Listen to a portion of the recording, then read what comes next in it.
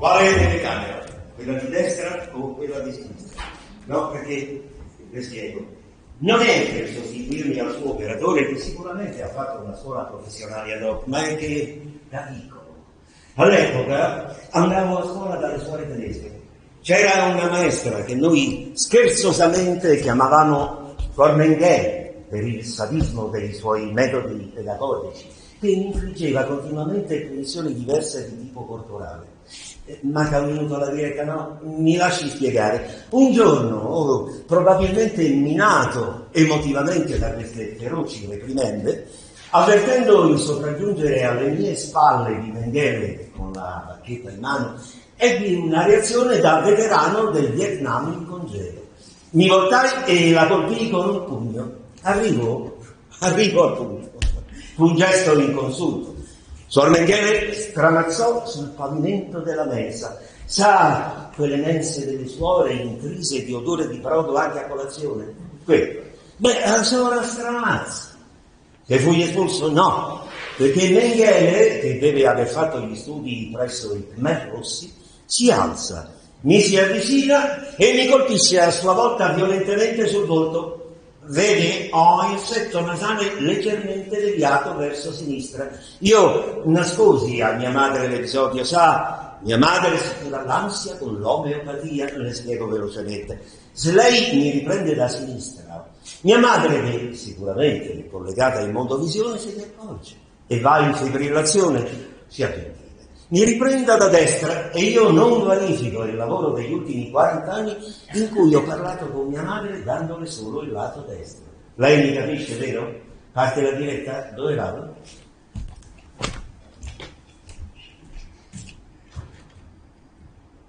Guardi, non so neanche io come sia possibile che sono ancora qui. Era un viaggio organizzato, sì, ma i tiri di turisti più disparati.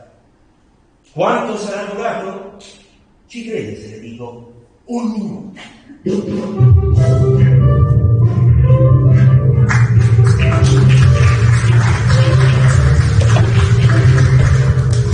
Ultimo minuto, sarebbe? No, vi faccio capire una cosa. Io sarei venuto qui tra l'altro scegliendo la sua agenzia tra le prime agenzie che ci sono a Roma, perché è specializzata in viaggi nell'Europa dell'Est, convinto di prenotare una vacanza a Praga, a Budapest e Mosca. E secondo lei, insisto, sarei uscito con un voucher, come lo chiama lei, una cambiale, come si chiama a casa mia, di 2.750 euro che mi porta dritto dove? In Thailandia. Si sta scherzando? Non mi dica che sta scherzando, perché io ci metto poco a denunciare a tutti, io lo so, lo faccio, sono matto. Io so soltanto che ho prenotato una vacanza di relax al fresco dei Bacchiani, e lì voi mi mandate. Perché io so buono e caro, ma no, prima ero matto, mo so buono e caro. Perché posso essere cose contemporaneamente. Io so buono, caro e matto, va bene? Oh. La prenotazione? Avete la prenotazione. Che c'è scritto? E che c'è scritto? L'asta di Nutes saranno bene, quel russo, di Nutes, su Nutes, e Faricis, quello. Non è il nome della prenotazione. È la formula. Si prenota all'ultimo minuto e si risparmia. E l'ho scelta io. Guardi, io rimango. No, parto, certo che parto, ho pagato, parto. Rimango, dicevo, nel senso che rimango de merda, ecco. Io ero convinto d'anno a Mosca. Ma che ci faccio col barco di vernice, ai vari orecchi, dei cazzi? Ho comprato 30 paia di calze. No, calzettoni per me, sì, ho esagerato, sono troppi. Vabbè. E allora, come si dice in Russia, io andrei. No, è che c'ho l'aereo che parte tra 2 ore, capisce? Dai, già questi in Thailandia. Dove sta Thailandia?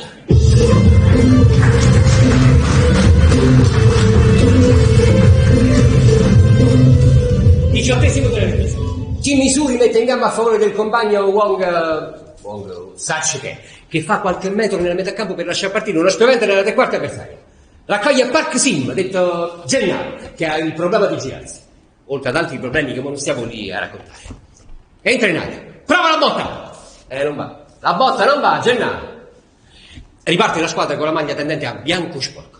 Park Sim, detto Raffaele, si inoltra nel metacampo. Subisce l'attacco di un avversario. Riprende la palla Samsung, detto Cillo, che si esibisce in un attacco a percussione. Finta il tiro al fulmicotone, che già si vede dalla faccia che sta dicendo, mo che cazzo è un fulmicotone? Ma pensa a giocare, pensa. Ciro in aria. Ciro! Rigore! No, signore, rigore! Decisione insindacabile dell'arbitro, vabbè. No, non se ne parla. Rigore è quando arbitro fischia, hai capito? Ah. Lo stesso giro sulla stella. Tutto è pronto per il calcio di rigore. Il portiere si posiziona tra i pali, il palo della luce e il muro della canonica. Parte l'azione. Tiro di Ciro. Il portiere para con la faccia. Ma Ciro è pronto a ribadire. E ribadisce. Ciro ribadisce. Gol, signori spettatori. E che infatti state aspettando che finiamo l'azione per attraversare la strada. Che il giorno che ci danno un campo vero si scioglie lo sangue a San Gennaro. È fernuta? Pure qui in Thailandia 3 fischi vuol dire fernuta, vabbè. Bianco sporco batte torso nudo 24 a 15. Bambini, andiamo? Dai su, ritira la rete, se no tuo padre domani non può scendere a mare. Chi ritira i ceri del calcio d'angolo? Chi raccoglie un pallone? E chi dice a Don Gaetano il nome di quel calciatore che meglio non è? Abbiamo fatto mazzo d'angolo per la bene?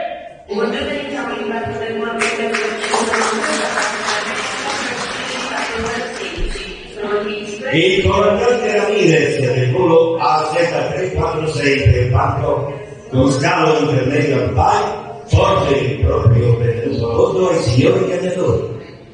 Ti piace Ramirez? Dico, no? Ramirez fa l'ispanico americano, ma foni in telenovela al presente. Mica posso dire il comandante Ceccotti del volo AZ346, no? Oggi mi piace Ramirez. Il comandante Ramiro Ramirez porge il proprio benvenuto a bordo ai signori viaggiatori e ricorda che il volo avrà una durata di 8 ore e 50 minuti circa, sempre della riserva di carburante ci basti. Scherzo! Ho fatto il pieno! Alla gente piace quando il comandante sdrammatizza fatica scolastica, Corriere anni 60, fidati, vi conosco. Ricordo inoltre che per ogni vostra necessità, suonando il campanello sul bracciolo, accorrerà la vostra cortesissima hostess personale. E devono pregare a Dio che Carmen sia un po' nuovo, se no sono cazzi.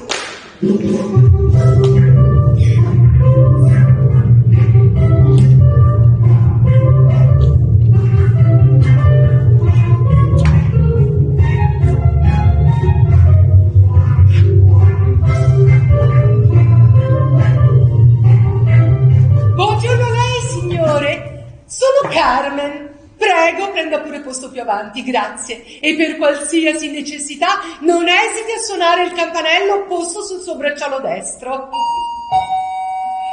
Chi è che suona?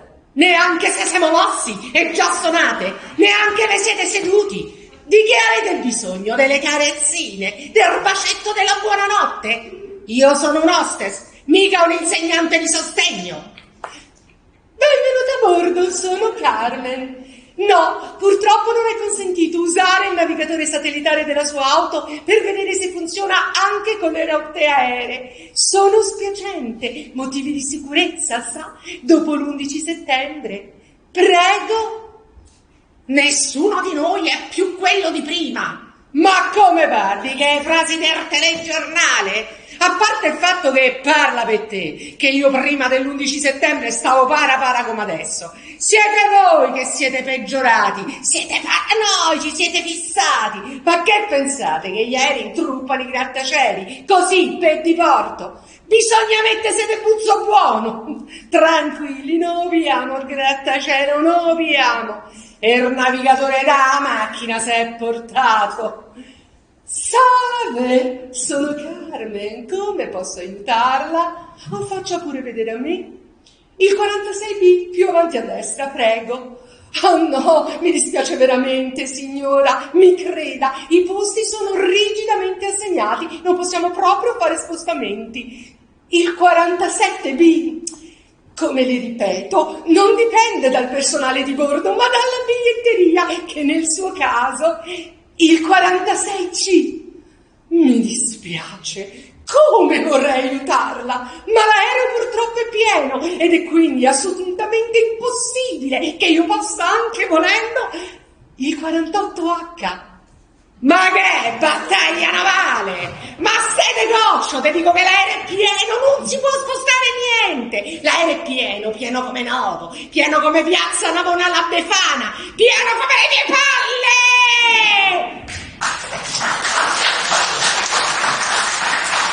Perché ho pensato troppo forte? L'aereo viaggerà ad una velocità media di 11.000 km/h e a un'altezza di 500 metri circa da terra. Mi sa che era il contrario. Vabbè, tanto queste cose non frega niente a nessuno. A bordo sarà possibile acquistare articoli duty free e per rendere più piacevole il vostro volo abbiamo selezionato per voi la visione del film Terrore nei cieli. Qui devi fare una pausa di 20 secondi in cui devi immaginarteli, gente che chiede spiegazioni alle hostess, gente che fa per scendere. L'altra volta c'era una vecchietta che si è messa a piangere, guarda, uno spettacolo da far venire la pelle d'oca. Sono passati 20 secondi, vabbè, smentisco. Chiediamo scusa ai signori viaggiatori, la visione del film a bordo non riguarda chiaramente Terrore nei cieli, ma buffalotti contro magiste, grazie. Scusa, che mi passi il libretto delle istruzioni? No, è che questo è un modello nuovo e con il decollo ancora non ho dimestichezza. Ma che ci hai creduto? No, sei tutto bianco! Ma che, ho lasciato acceso il microfono? Oh, ma ci credi che mi impiccio sempre?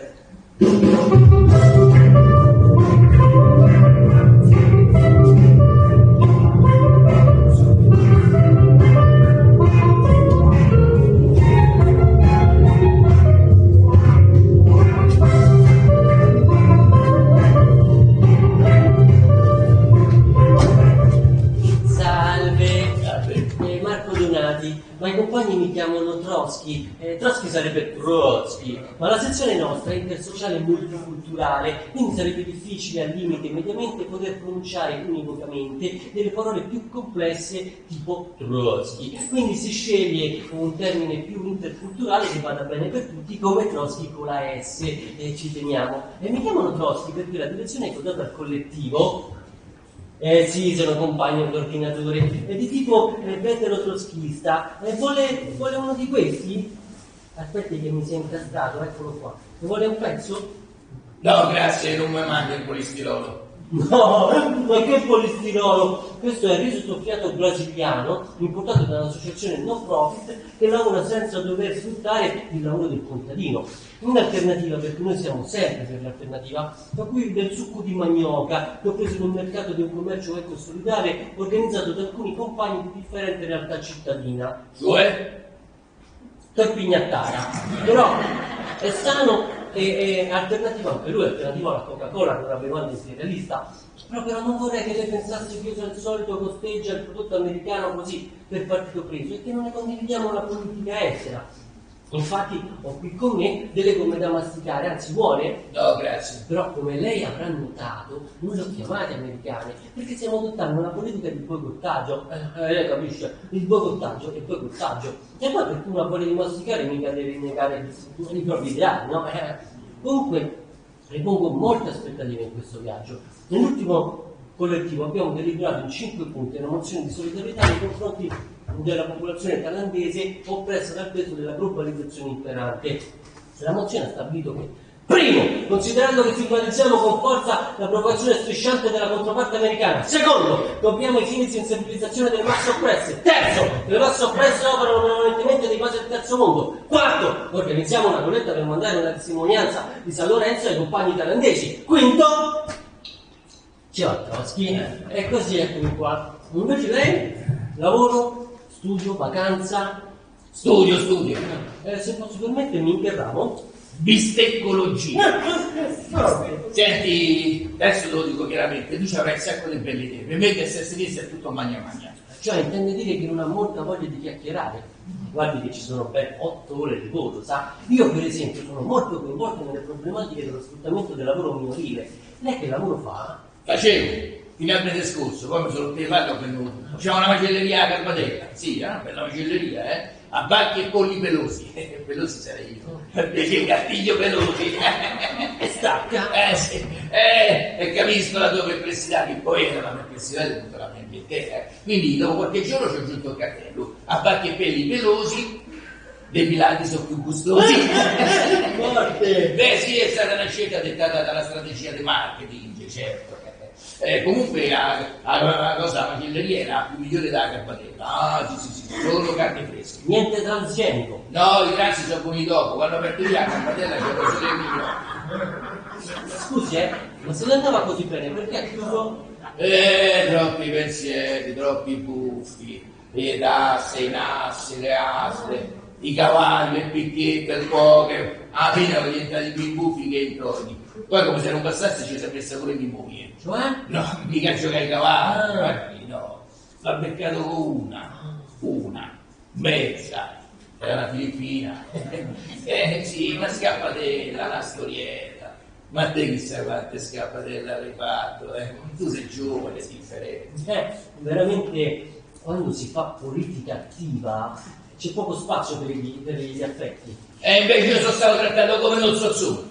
Mi ha detto che all'età mia mi dovevo vergognare, mi dovevo sputare in faccia, guarda dallo specchio e sputare in faccia, mi ha detto.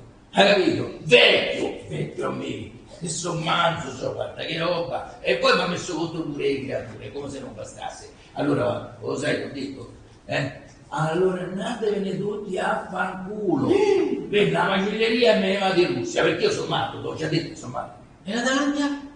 Beh, tu sei meglio di me, i russi che stanno i comunisti. Veramente, dopo la caduta del muro di Berlino nel 1989, sono cambiati molte cose. Vi conosco, a voi vi conosco, il polistirolo espanso, il succo di manioca, non vi fate mancare niente, la buona gente si muore di fame e così via. Allora ho cambiato idea, all'ultimo minuto, last minute, se no?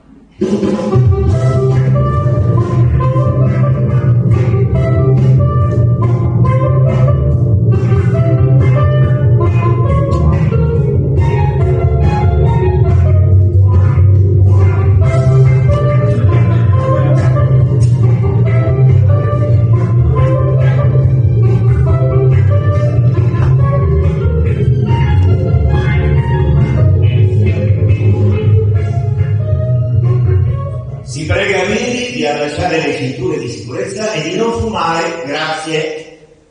Come sono andato? Sì, va bene, le apparecchiature elettroniche non mi è venuto subito, non la sapevo. Si vedeva che la sapevo. Poi, se uno mi aiuta, mi ci porta col ragionamento, vabbè, il peggio è passato. Te lo fai te il decollo? Io sono tutto sudato. Vabbè, sai che ti dico, se lo fai il pilota automatico, che diamine, questo non fa mai niente. Senti, e per il viaggio hai già pensato qualcosa? No, 8 ore, sa? Che ne dici se si chiama tutta la ciurma in cabina, poi spegniamo le luci e si fa un bel pigiama party? Lo sapevo che ti sarebbe piaciuto.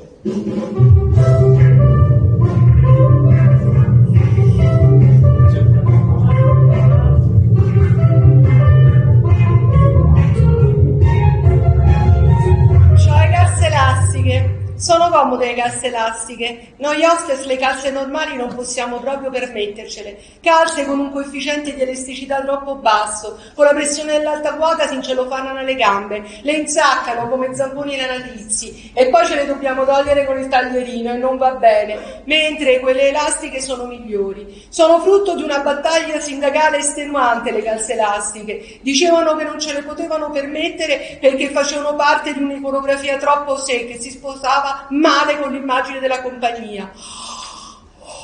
E ci hanno travestito da matriosche per alcuni anni durissimi. Mi accoppiavo raramente, pure adesso uguale, però adesso ho le calze elastiche, almeno vengono via bene. Solo che arriviamo in posti che pullulano di vita e di occasioni e ci addormentiamo. In compenso negli alberghi facciamo lunghe chiacchierate con i portieri notturni perché soffriamo di insonnia. I portieri notturni, a differenza di quelli diurni, sono settantenni.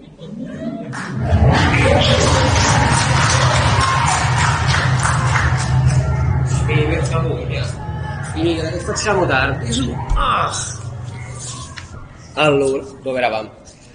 Ah sì, a quel punto Erode, No, Ciro, non gli prude nulla, Erode è il nome. Erode. A quel punto Erode rapisce tutti i bambini di New York e li porta in cima a un grattacielo altissimo, all'ultimo piano. Li mette e li nasconde in un loft di sua proprietà e li addormenta con una pozione magica. Che è un loft?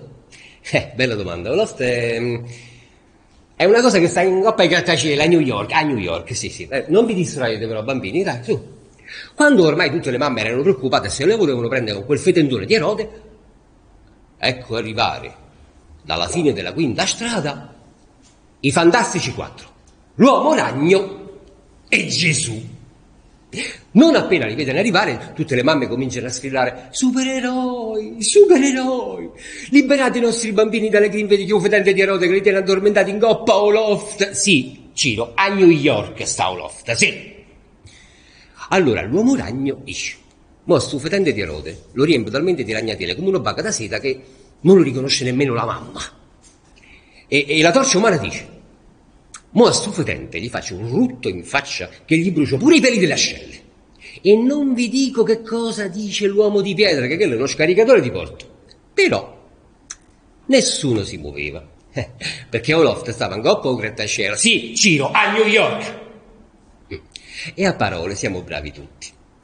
Allora Gesù, che era l'unico tra i supereroi che da piccolo era stato bambino, certo, era l'unico che era stato bambino. Qualcuno di voi ha mai visto l'Uomo Ragno da bambino? No. Qualcuno ha visto la torcia umana da bambino? No. La donna invisibile da bambino?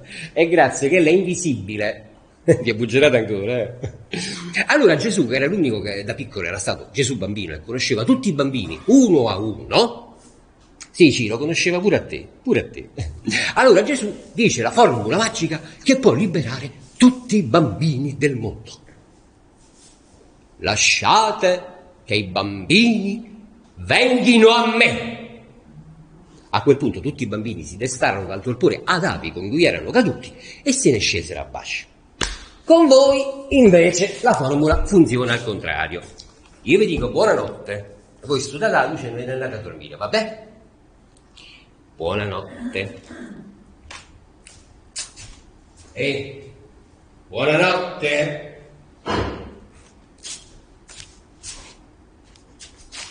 Buonanotte.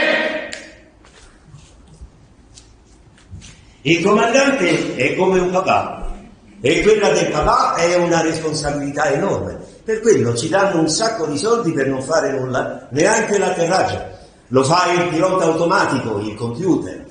I passeggeri lo sanno, ma fanno finta di niente. Ammirano il proprio comandante come un bambino ammira il proprio papà quando guida la macchina. E quando l'aereo atterra mi fanno l'applauso, a me, che rubo lo stipendio al pilota automatico.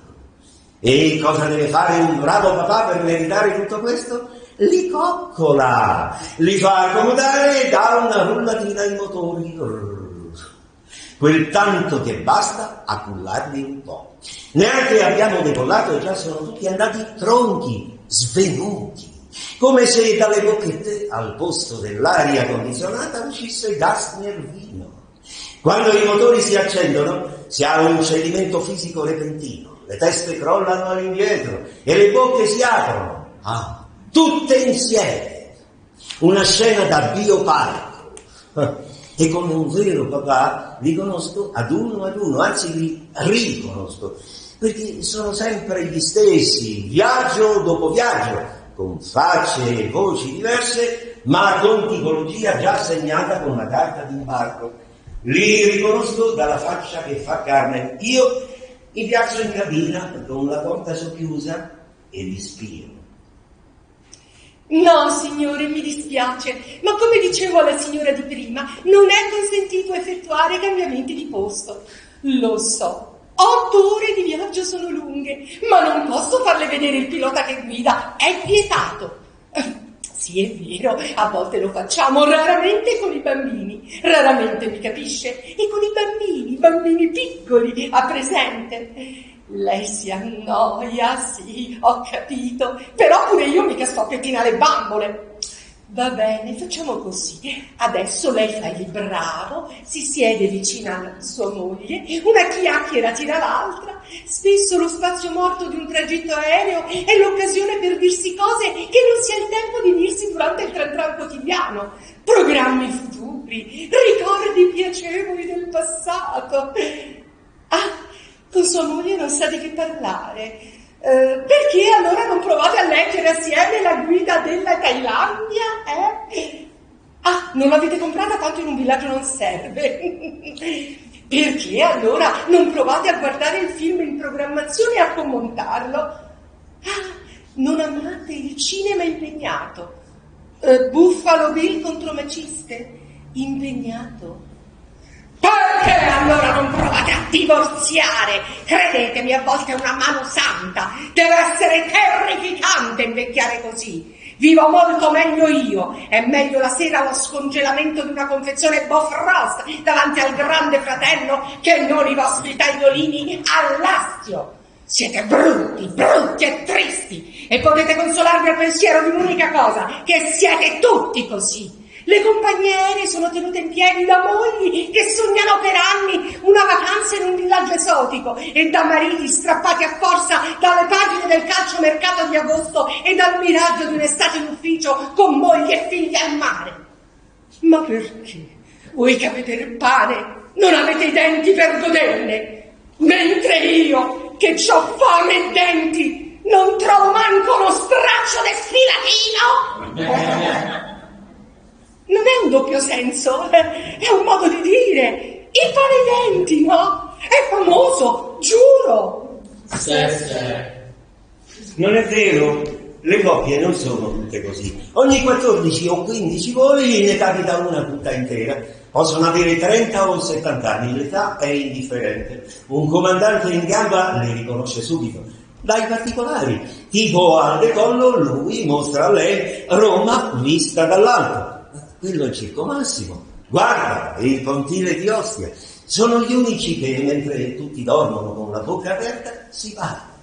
E poi li riconosco dal posto che occupano, quello vicino all'uscita di emergenza centrale. Ce li mette Carmen, perché mica è vero che i posti non si possono cambiare. È una sua teoria evoluzionistica. In caso di disastro aereo, dice, è giusto che siano loro a salvarsi e perpetuare la specie per un mondo migliore. Gradite una coperta in più? Un cuscino? Una rivista? No, una rivista no. Chissà quante cose avrete da raccontarvi. Aspettative sul viaggio, sul futuro. Avete bambini? Ma lo sapete che una vacanza è il contesto ideale per il concepimento di un figlio? Sì, perché gli spermini nei momenti di rilassamento sono più attivi, corrono di più e zac zac zac zac. Non pensate sia ancora il momento, chissà quante cose avrete ancora da fare insieme che un figlio può aspettare. Già, certi figli devono aspettare. Me li immagino già da qualche parte tutti insieme aspettare che finalmente qualcuno li chiami. Ma nel vostro caso è giusto. Voi siete belli come un presepe, e un presepe ha i suoi tempi. I Re Magi mai prima del 6 gennaio, Gesù Bambino mai prima della mezzanotte del 24 dicembre. Arriverà con calma. Già lo vedo, vostro figlio bellissimo, che ora sta lì, che già aspetta. E mentre aspetta, per ingannare il tempo, tortura il mio, con interrogatori tendenziosi del tipo: ma tu madre, quant'anni c'ha? Quasi 50? Ma lo sai che le statistiche dicono che dopo i 35 c'è come un crollo della fertilità a picco proprio, e tu madre ne fa quasi 50? Mannaggia! E tuo padre, che lavoro fa? Non lavora, disoccupato. Ah, non è disoccupato, non c'è proprio. Che significa deve ancora arrivare? Un papà o c'è o non c'è? Vabbè, arriverà. Ma ti sei mai chiesto perché ci mette così tanto? No, voglio dire, forse tua madre c'ha qualche problema? Che so, gli manca un braccio, è molto brutta. Ah, si conserva ancora dignitosamente. Vabbè, io ti auguro tante belle cose.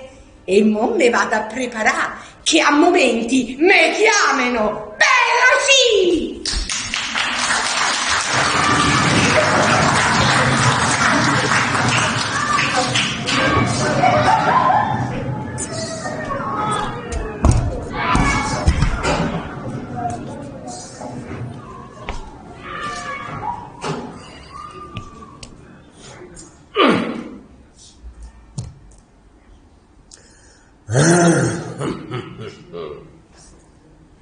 Femmina, tu si ama la femmina, chi suo che fatto piangere, lacrime infami. Il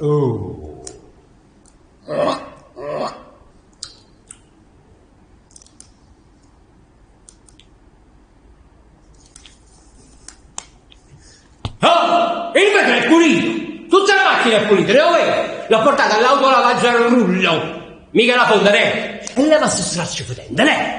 Ah sì? Ah sì? E allora? Tergicristallo! Sì, il tergicristallo fa male, Gennaro. Ma d'altronde io, povero guidatore di sub cittadino, quale altra forma di tutela ho contro la vostra brutale aggressione? O tergicristallo! Occhio vigili! Lafayette, i vigili! Ho capito, eh? Allora, ripetiamo le regole del gioco. Se siamo al semaforo sulla tangenziale, che è più pericoloso del semaforo in centro, sono 3 punti. Se riusciamo a pulire il vetro alla signora col sub che vi dice: ma al paese vostro non stavate meglio? Sono 5 punti. Se arrivano i vigili, che si fa? Che si fa? La fuiacca, bravo! Se no vi vengono tolti 10 punti. E allora, la vogliamo fare sta fuiacca, sì o no? I vigili! Bravi bambini, sono 10 punti a tutti! Adesso però tornate qui, che sennò non possiamo finire il gioco. Allora, Ciro, vieni.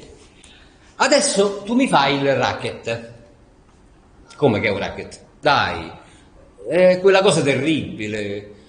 Dai, quella cosa sanguinaria, che anche se sembri un povero lavavetri, in realtà sono figli Enrocchia, cattivissimo. Fammi un racket.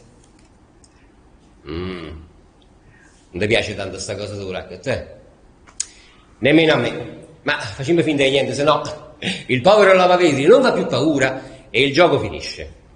Allora, adesso facciamo che io ero il camionista tatuato che, infastidito dal lavavetri molesto, scende dal camion e lo attrippa e mazzata.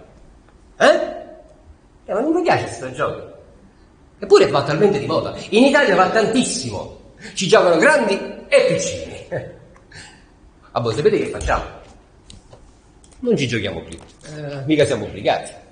Possiamo scegliere. Adesso sapete che facciamo? Tomi, cacchi, ce ne torniamo in parrocchia a fare i compiti. Facciamo le addizioni, le sottrazioni, studiamo la storia, la geografia, studiamo. Non siamo costretti a fare il gioco dei lavavetri, né domani e né mai.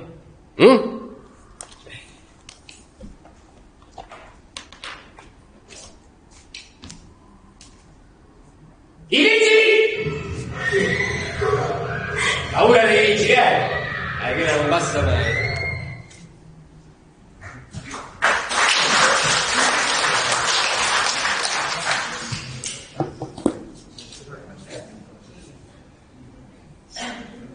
Oddio, e mo che voleva questo?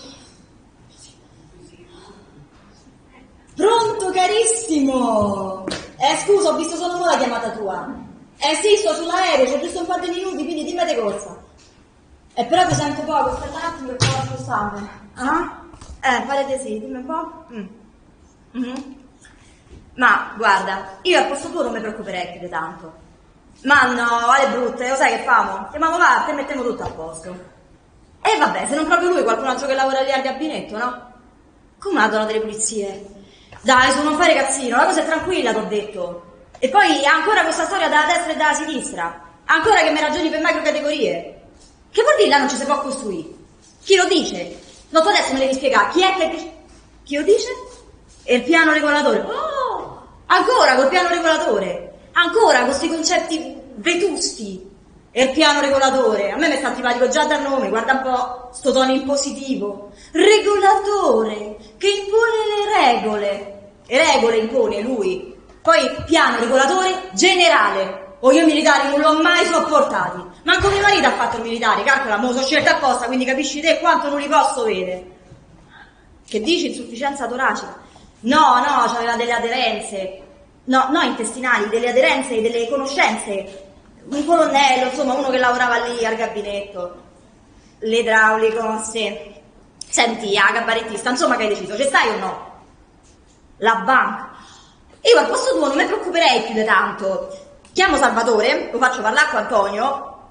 Sì, facciamo parlare i gabinetti, chiaro. Parlano, con un po' d'aiuto, parlano anche i gabinetti, sì. L'ASL competente. Io al posto tuo non mi preoccuperei più di tanto. Ma no, io la so de casa, cioè se io ho un bisogno, al gabinetto, sì, bravo, vedo che sei già entrato nel meccanismo. Senti, io ti devo salutare che l'aereo qua parte, hanno già dato segnale di spegnere i telefoni e tu lo sai che io ci tengo a fare le cose secondo le regole. Hai capito tutto, sì? Te l'ho detto, io al posto tuo non mi preoccuperei più di tanto. Senz'altro, ci sentiamo presto, carissimo. Ciao, un abbraccio, ciao. Vaffanculo, cazzo, mannaggia. Scusi, qui non si può fumare. No, da quando sta cosa, scusa? È dall'anno scorso, dal 2003, anno di emanazione del decreto legislativo numero 3/03. Ammazza che cultura! Perché non vai a già risposti? Forte! Sei bravo, sì. Solo che qua sta un disegnino con una sigaretta e una croce sopra. In questo momento è spento. Ecco questo, che te dice? Che hanno cambiato la legge, ma non potevano cambiare l'intero aereo. Infatti la luce è spenta sempre. E che risposta! Con questa siamo a 1.000 euro, signori! Un applauso! Adesso vi faccio la domanda da 2.000, stai ben attento. Allora, perché nei luoghi pubblici la gente non si fa mai i cazzi sua? Quando sei sicuro della risposta accendiamo, ok? Scusi, io non volevo fare polemica, era più che altro una questione di senso civico. Sì, vabbè, senti, questo è il posto mio. Questa è la mascherina per gli occhi. Bella, vero? La preferirei rossa. E a me mi piace verde. Invece questi sono i tappi per le orecchie. Allora, se conosci una normativa che regola il sonno in aereo, tienitela per il domandone finale, che io c'ho sonno, va bene? Ciao. Vabbè, passiamo all'inglese. Ladies and gentlemen, this is the flight 346. Get on the air, no doubt for the problem, but no worry, don't know the reason for this big problem. We can do something just to resolve this big problem. Get away, thank you. Che hai da accendere? Come non si può? Da quando? Mai saputo, giuro. Io fumo sempre.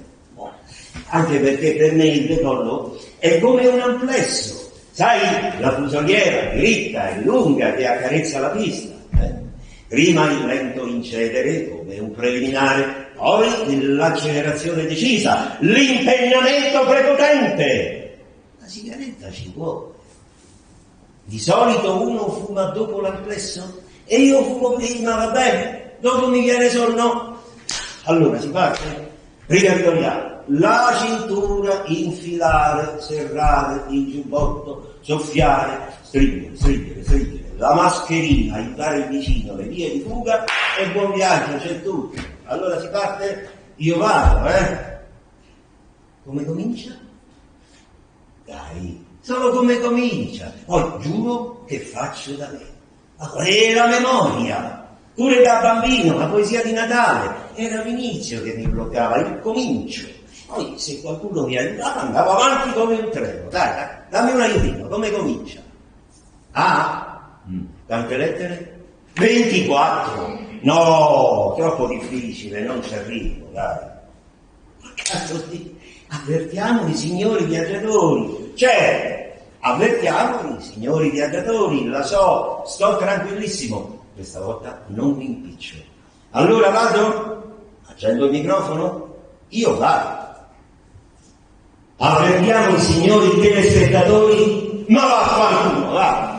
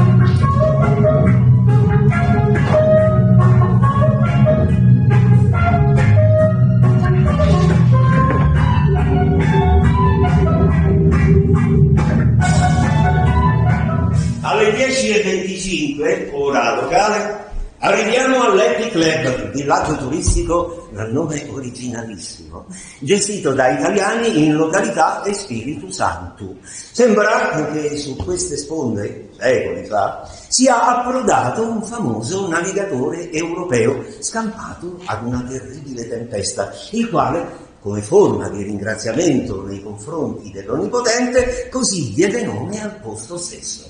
Cosa che, ricordata in questo modo nei secoli successivi, passò alla storia come un atto di immensa fede in Dio.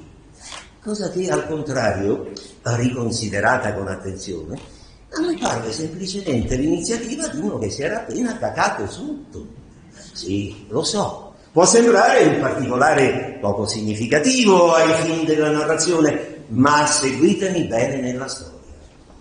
Nel bar attrezzato sulla spiaggia si raccoglie il solito animatore dall'eccitazione preconfezionata, quello che per rompere il ghiaccio e metterti subito a tuo agio ti viene incontro con la maltesa e quando fai per stringerla ti e ti conosce da un secondo e dopo 10 minuti ti sta già sulle palle. Prima di sera gli avresti già dato fuoco con la scusa del bar. Ciao a amici! Benvenuti! Come va, Ci stiamo rilassando? Bene. Prepara un cocktail, che dite? Capirosca, caipirinha, margarita! Gin tonic. Per me un dito. Allora, un litro di tonic. E cuore, un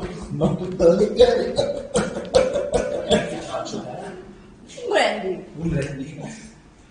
E non farà come quel negro sordattato che, sorpreso con una bottiglia sotto la camicia, si giustifica dicendo: c'era scritto brandy e io l'ho preso.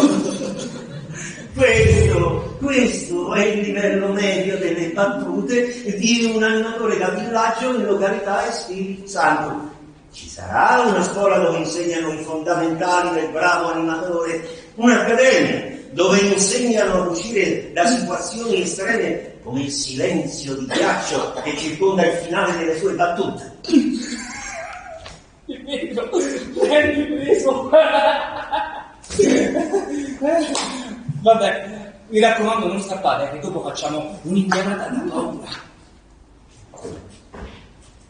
Lei non pensa che definire indianata un gioco di società tra adulti nasconda l'ennesimo atto discriminatorio nei confronti di una minoranza, quella degli indiani d'America, già fin troppo vessata? Io ho sempre fatto il tifo per i cowboy. Forte, prenderò la sua come una provocazione dialettica, sì. Bello il posto, intendo come contesto ambientale. Le infrastrutture invece le trovo eccessivamente invasive, ritagliate su una domanda di stampo consumistico, cioè nel non rispetto della biodiversità, ambientale certo, ma soprattutto umana. Lei ha idea per esempio No, di lo cosa... senti, compagno coordinatore? Mi può chiamare Trotsky. Ecco, bravo, sì. Come vi chiamate oggi? Antagonisti, black bloc, sinistra radicale? Preferiamo sinistra critica. Sinistra critica. Fino a qualche anno fa eravate comunisti e basta. Anzi, a quelli bravi gli davano pure una M in più. I comunisti. Ah vabbè, tanto oggi c'è sta mania di edulcorare tutto, no? I monnezzari sono diventati operatori ecologici. I froci sono diventati gay. E voi siete diventati critici. Però una cosa me la devi spiegare. Se sei tanto critico, che ci sta a fare un villaggio a 5 stelle, È solo una base logistica, ho in programma una serie di incontri di solidarietà con la popolazione locale più all'interno. Io avrei preferito spostarmi con il saccapelo, ma la compagnia responsabile della comunicazione ha il padre che è un'agenzia di viaggi e ci ha fatto un buon prezzo. Sì, prezzo proletario. E ora si dice diversificato, cioè con i Sì, vabbè, blocca, fammi capire. Tu adesso vai per strada, becchi uno e gli fai... Ascolta, compagno d'oltremare, vorrei sensibilizzarti sui rischi di un eccesso di consumismo all'interno dei tuoi luoghi nativi, tipo? Le strategie di comunicazione non sono state concordate a monte. E tu pensi che lui non ti dà una capocciata? I rischi di una resistenza ideologica ci sono. Appunto. Allora lui gli rompe i coglioni.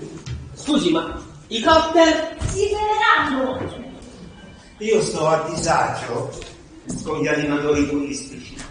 Per questo, nelle soste tra andata e ritorno, non mi fermo mai nei villaggi. Ho la convinzione che gli animatori stiano appostati agli angoli dei bungalow al solo scopo di sputare fuori all'improvviso quando passo io per...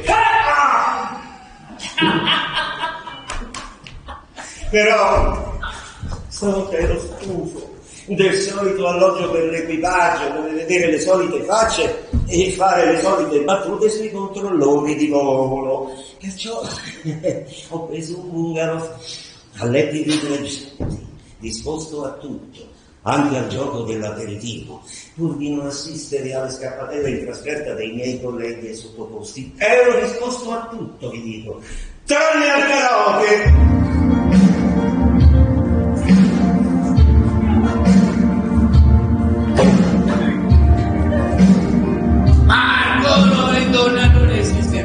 Il treno delle 7:30 senza lui, il è fuori sincrono. Sì, la scritta lì.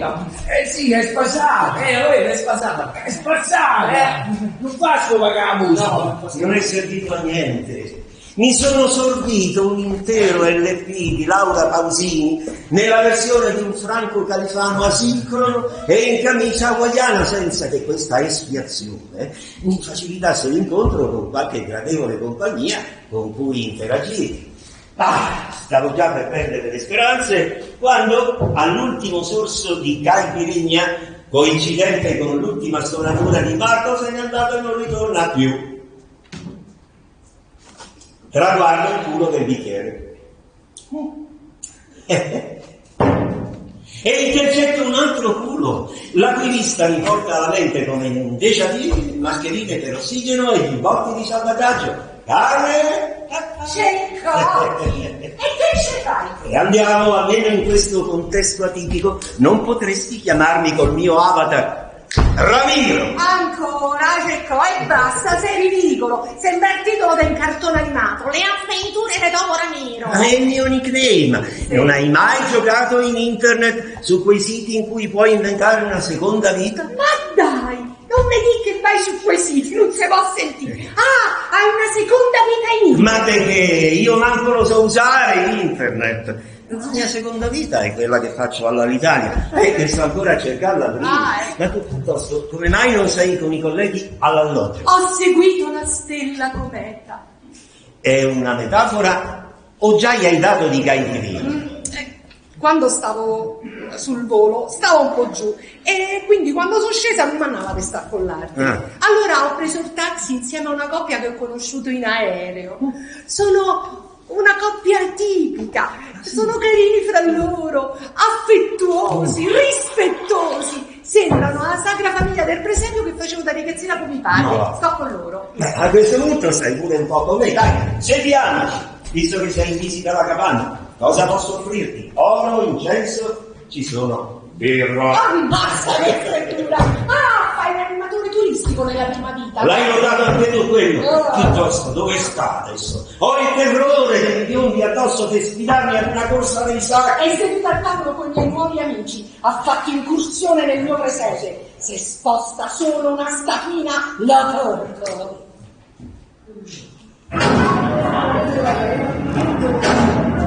Giro! Sì! Va bene. Sì, bravo, ci vediamo domani. Ci vediamo. Giro!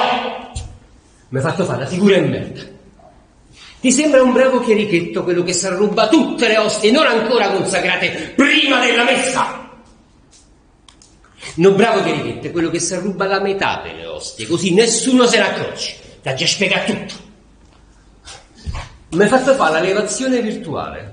Tutti a guardare l'agnello di Dio che toglie i peccati del mondo e non ci speva niente, vattene, va! No, sì, no, vieni. Hai visto Hakim ultimamente in giro? È un po' che non si vede. Me la vai a cercare, no!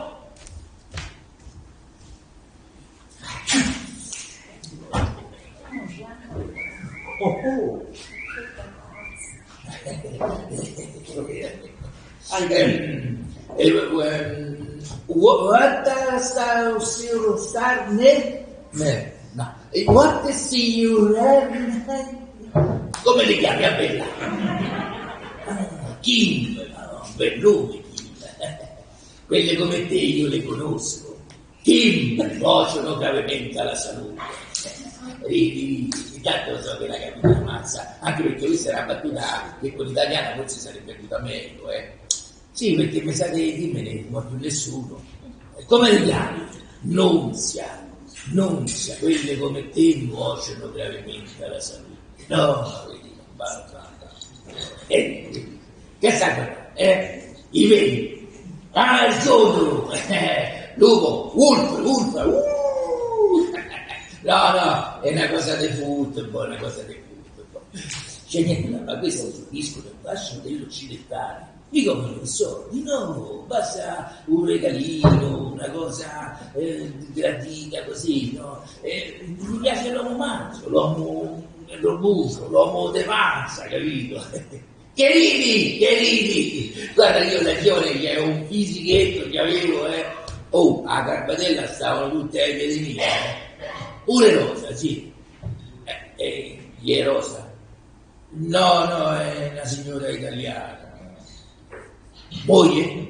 No, che moglie, no. Era moglie. Morta? Mossi, morta. Che stanno a fare, vedi? Chi? L'animatore con la mia coppia. Ma che vuoi che facciano? Lui starà chiedendo se è la loro prima volta in Thailandia. Poi, siccome sostanzialmente non gliene frega niente della risposta, non appena quello dice sì, attacca a parlare di se stesso, che poi è il vero scopo dei suoi rapporti sociali. E lì partirà un telefilm sul suo stato di apolide senza avere radici nell'Italia natale, amico del popolo thailandese con cui condivide usi e costumi, tanto da intercalare con quesiti del tipo Gore, come si dice gore in italiano? Dai, non è rice. Che sorriso giusto. E lei comincerà a prendere dalle sue labbra, sì, e farà domande idiote del tipo: ma è vero che qui chi commette adulterio viene frustato in pubblico? E il marito penserà tra sé e sé: ma cosa dici, cretina? Beh, dirà, no. E l'animatore dirà: ma no, non più. Però all'interno del paese c'è ancora qualche tribù che conserva queste pratiche. Certo. Nell'interno di ogni paese c'è sempre una tribù che fa le cose più vanno, tanto sfidarsi, non li vede nessuno. E lei sottolineerà ogni battuta dell'animatore con un risolino urticante che alimenterà il suo ego già elefantiaco e porterà in vede di guardia la gelosia del marito. No. E quando la situazione sarà ormai tale che lei è ad un passo dal mandare in polvere il matrimonio per scappare con l'animatore verso l'interno del paese per farsi fruttare per adulterio, ma stiamo scherzando, non succede, sicuro. Dici?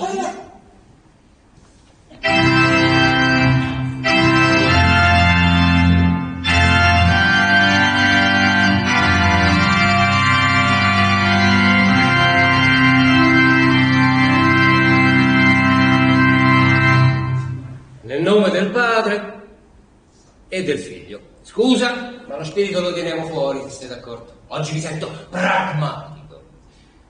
Volevo dirti che qui in Thailandia, proprio come aveva previsto il Vescovo, ho avuto modo di pensare approfonditamente sul passato e sul presente. Quando Sua Eminenza mi mandò a chiamare a Napoli, sulle prime io non capii il senso delle sue parole. Mi chiesi, scioccamente, che senso avesse allontanare un povero prete dalla sua parrocchia di periferia, proprio adesso che il suo lavoro cominciava a dare i primi frutti, proprio adesso che i suoi ragazzi cominciavano a capire, cominciavano a reagire, a immaginare per qualcosa che magari prima non riuscivano a vedere. Mi disse che non stava bene per un prete fare la doccia nello stesso spogliatoio dei ragazzi dopo la partita, che non stava bene bere birra con loro, fumare, dire parolacce. Disse che il maestro ero io, non loro. Disse proprio così, il maestro siete voi, Don Gaetano, non loro. Sapete, amici da casa, qual è l'altra cosa che mi provoca il panico da animatore turistico? È questo terrore del vuoto che lo accompagna, questo bisogno di riempire ogni interstizio che possa aprirsi nel tuo tempo libero, quasi come fosse una colpa da cancellare, e la possibilità di fermarsi un minuto a bere un aperitivo con una tua collega. Ma perché deve sentirsi ossessionato dall'obbligo di frapporre la partita di tennis al torneo di ping pong e al gioco dei mimi? Ma perché non lasciare la vita altrui scorrere nella ineluttabilità dei propri ritmi? Perché questo bisogno di rompere il letargo? Perché questo bisogno di rompere l'atmosfera? Perché questo bisogno di rompere i coglioni? Bene, pronti per un meraviglioso giro in barca, si va tutti sul riff. No, non ci vengo in barca con te sul riff, non ho voglia. Non ho voglia, non è accettato. No, non è accettato da chi? Dal regolamento del villaggio. A me questa cosa sembra incostituzionale. Vabbè, allora perché la mia amica non sa nuotare. Figurati che la vedo più spesso con il giubbotto di salvataggio che con il cappotto, per dire quanta paura. Ma che problema c'è? Niente paura, ci sono qui, niente paura, sono lui. Sono skipper. È skipper. Oh mio dai. Non so, dai. Dai, si fa solo snorkel. Si fa solo signore. Snorkeling. Snorkeling! Commettere quel latino lascio perdere, che ho fatto il tecnico industriale. Poi tu sarai pure nomo di mare, ma io sono nomo di terra, un terrestre, capito? Che in mare al secondo soccorso si indispone. E poi scusa, mi stavo piacevolmente intrattenendo con quella ragazza lunatica. Chi? Sì. Perché io, uomo di terra, vengo in pace per fare amicizia. Poi magari una cosa nasce cosa, capito? Dai, non ti devo arrivare, lei insegna a fare la strambata, allora non mi sono spiegato, io non voglio imparare nessuna strambata, capito? Io in mare mi indispongo! No. Sì, io con la strambata mi strambo, molte di non lo so. Io sono buono, cazzo, matto e strambo, va bene? Poi parla a imparare lì al genero del Bertinotti, Droschi, come si chiama? Guarda che se tu gli proponi di farsi una strambata sarà contentissimo. Oppure guarda, a quella coppietta lì, guarda a te come te sorride già, guarda come è contenta di venire in barca con te, va a strambata, va. Ma scusate, voi tre in barca da soli? Non mi sembra il caso, volevo dire, in caso verrei anch'io e anche lui. No, io no. Cos'è? Sono arrivato ultimo ad un gioco dei vostri e devo fare la penitenza. Non mi pare, sono appena arrivato. Ho solo preso una caipirinha. Non è vietato da regolamento, anzi direi che è incentivato, per cui io... Ti prego. Se mi preghi. Il mio presagio è in pericolo. Ah. No, ti prego, lo so che sembra sciocco, ma quei due ragazzi sono la cosa più bella che puoi incontrare sul volo all'Italia di questo periodo. E quell'animatore è la cosa più spregevole che puoi incontrare una volta scesi. Io l'ho visto come guarda lei, quello è pericoloso, e loro sono indifesi, sono fragili come statuine di terracotta. Dai, ma tu sei in crisi mistica. Ma secondo te noi in barca con loro tre di che aiuto siamo? E lo controlliamo, vi stiamo vicini, lo distogliamo, lo annulliamo. Lo seguiamo col plento, tante. E poi lo leghiamo con una corda a una pietra, e poi mentre tu fingi uno svenimento per fiare i soccorsi. Ma dai, tu non hai mai preso sul serio una situazione in vita tua? Una volta. Che era successo? Avevo sdraiato da sola con un cazzotto. Sì, vabbè, allora che fai? Vieni un no. Ok, vengo, però la pecora me la carico io che tu sei donna. Che pecora? Siamo due pastori a guardia della capanna, mica ti vorrai presentare a mani vuote senza una pecora. Beh, Comandante! Venga a cazzare la landa! No, non cazzo Maranda, non so cazzare, va bene? Cazzi lei che la pagano per quello. Signora Giglio, venga a cazzare la landa, perché io? Mi sembra portato alla faccia da cazzare. Cazzare a me! Senti, poi dammi l'altro goccio di Carpigno. Ramiro? Dica. Allora domani mattina. Sì, e domani anch'io salto volentieri di l'indianata. Ramiro. Domani? Grazie. Ramiro. Grazie. Ah, ripeto. Ramiro. Sì, grazie. Dei fiori.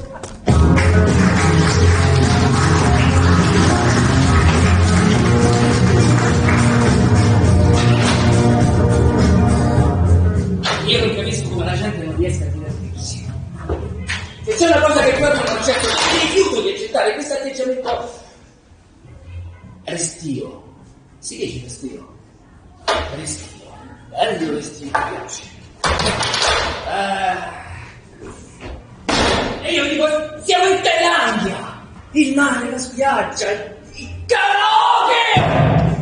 E questi mi fanno ostruzionismo! Mi trattano male.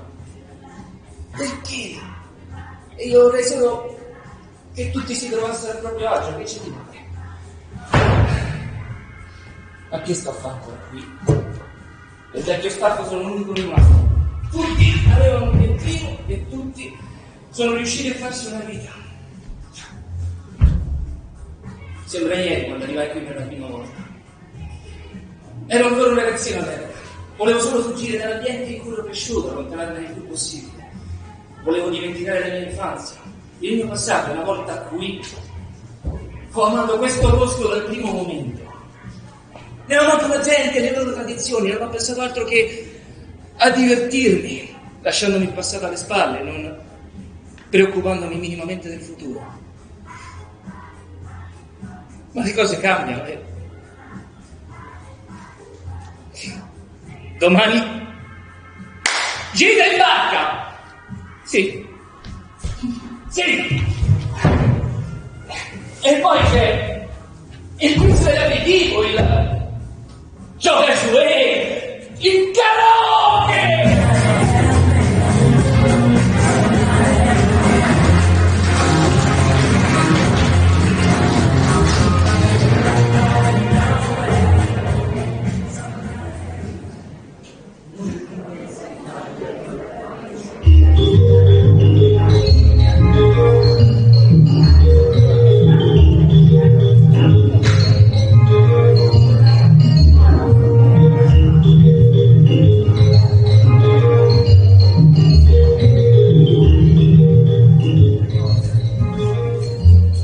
Salve!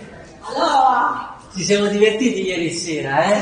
come no? Specialmente te quando ti sei messa a ballare Casacciò, il ballo della steppa sugli tavolini insieme al fuoco da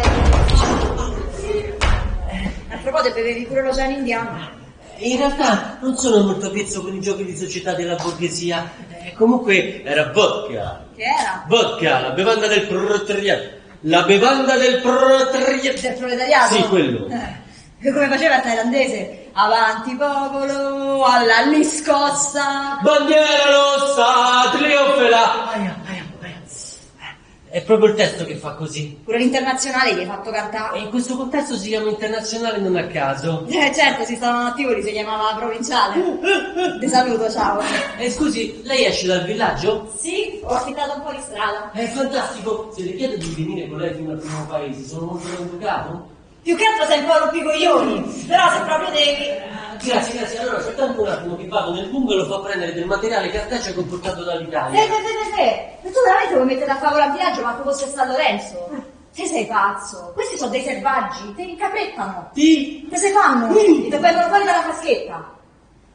Fammi una cosa, io te ci porto io in un posto molto interessante, almeno quando torni a casa c'è qualcosa da raccontare ai colleghi tua, te va? Per me va bene, se ho un contatto diretto con la realtà locale. Direttissimo. Ma davvero hanno le fraschette? È pieno così, È non lo incredibile, sai. come la riccia. È proprio la situazione. Scusi, ma con che cosa ne fanno le portiere? Il vescovo disse: il maestro siete tutti, a me, e ti ringrazio tutti i giorni per avermi dato il dono più grande che esiste, il dubbio, e per avermi regalato il bene di sapere di non sapere un cazzo. Il vescovo disse: il maestro siete voi, e teneva questa maglietta addosso, la maglietta di Maradona. E aggiunse che sarebbe stato bene per me allontanarmi un poco da Scandia per pregare, pensare, ritrovarmi, e magari con l'aiuto dell'Altissimo. Io all'inizio non capivo. Io avevo visto soltanto un'altra, la droga, la camorra, e pensavo che il male stesse tutto là. Dicevo, si può fare, si può cambiare, è soltanto un piccolo fiume da arginare con forza e perseveranza. Non ero mai stato qua in Thailandia. Lì ho visto un fiume, ma qui ho visto un mastro. Il mare che siamo capaci di agitare quando nelle nostre anime cade il buio e salza il vento della bestialità. Il mare nero degli uomini che vedono decimare la propria coscienza e di quelli che ballano sulle sue macerie. Io qui, questo mare, l'ho visto. E non è un mare che si può quietare. Ci vorrebbe un altro mare, ancora più violento. Un mare che non è negli uomini, ma è nelle divinità, combattere. E allora, che lui mi fa? Partimmo alla volta della barriera corallina. Non avevo ben capito cosa avesse spinto Carmen ad adottare una giovane coppia in vacanza, ma mi colpiva la dedizione quasi religiosa con cui sembrava voler proteggere quello che ai suoi occhi doveva apparire come l'ultimo brandello d'amore di un'umanità triste e sola. Il mare sotto di noi era di un verde smeraldo. Lo psicoanimatore calzava rande da bar suo e la Madonnina di Carmen era vestita di tutto punto per la prima immersione della sua vita.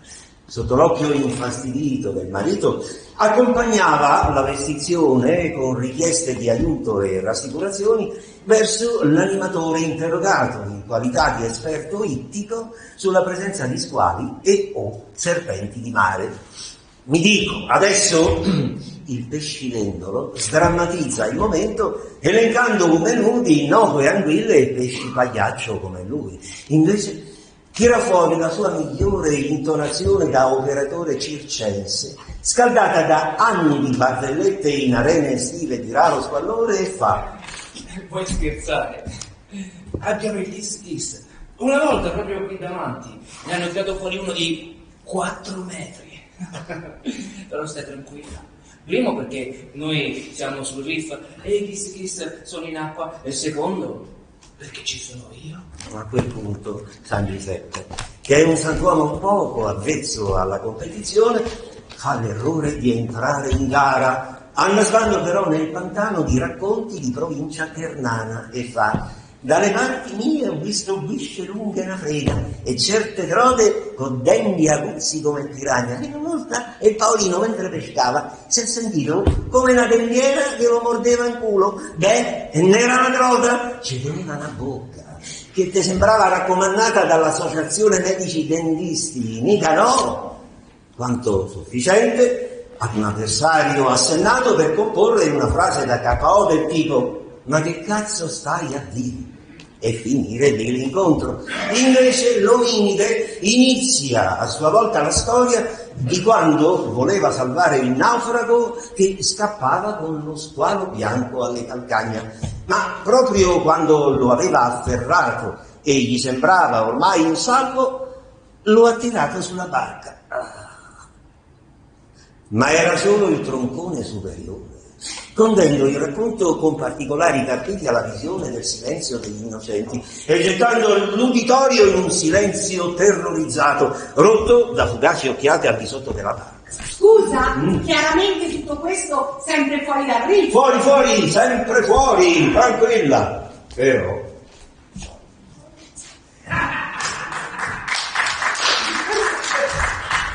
Buona sta bomba! Ah, paura! Sembra scema, ma zampe di corsa te dan testa, come si intitola? Margarita. Ah, posta è così tosta. No, è perché pure mia figlia si chiama così, sì, Margherita. Si intitola Margherita pure lei. Cresce, mai cresce. E poi è venuta a Roma i figli sempre creature. Pure quando crescono, anzi quando crescono ancora di più, quando cominciano a contestarti, quando senti che ti stanno a scappare dalle mani, allora lì sono ancora più cresciuti. Ed è lì che vorresti tornare indietro, a quando ci arrivavi addosso tutto il tempo. Poi di improvviso, di punto in bianco, non ce l'hai più addosso. Di punto in bianco ti giri e non c'è nessuno. Come quando ti attardi sulle tribune dello stadio dopo la partita. Un giorno Margherita è venuta da me e mi ha detto: tu non sei stato un padre, tu eri quello che portava a casa le bistecche. Capito? Queste sono parole che ti straziano il cuore. E il filetto lo chiamava bistecca. La differenza tra padre e figlio è che per te loro sono sempre creature. E tu invece quando invecchi non sei più nessuno. Allora il discorso mio è semplice: quando loro erano piccoli, io il culo gliel'ho pulito sempre, non mi stavo a chiedere se erano stati buoni oppure no. Perché loro non lo dovrebbero fare pure con me? No, non mi piace più sto bibitone. Lascia ora il robusto triste.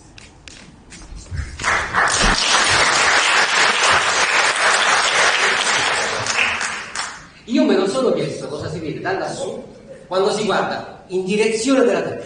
Si vede una palla, la sfera, popolata di tantissimi esserini in perenne movimento e perennemente attenti a far sì che le loro traiettorie non entrino in collisione. È un po' quello che succede in un testicolo. Gli esserini collidono, si arrabbiano, vanno in ansia, tendono di sopraffarsi. Tu da lassù vedi tutto. E dall'alto le traiettorie, le collisioni, i tradimenti, le vendette non sembrano poi una cosa così grande. Potresti intervenire volendo e far capire agli esserini che la soluzione al loro piccolo problema è capire che il problema è piccolo. Volendo, potresti far loro capire che una competizione piccola per premio un trofeo piccolo, il che basterebbe agli occhi di molti per cambiare il senso della competizione. La terra è come un testicolo e tu sei grande e grosso. Ti basterebbe lo sforzo di un bel calcio nei coglioni per ridurre tutti quanti alla ragione. E allora mi chiedo: ma perché non lo fai?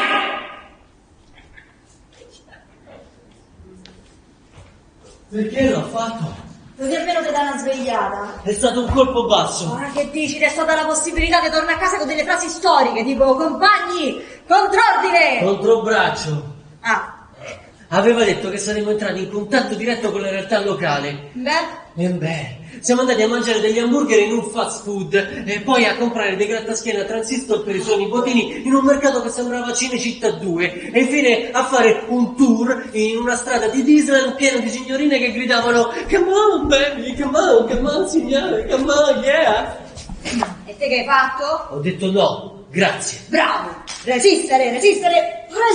Aia, aveva detto che avremmo visto la vera Thailandia. È questa! Cioè tu veramente ti aspettavi di trovare noci di cocco e reti da pesca abbandonate al sole? No, perché sai così hai fatto il biglietto con 20 anni di ritardo.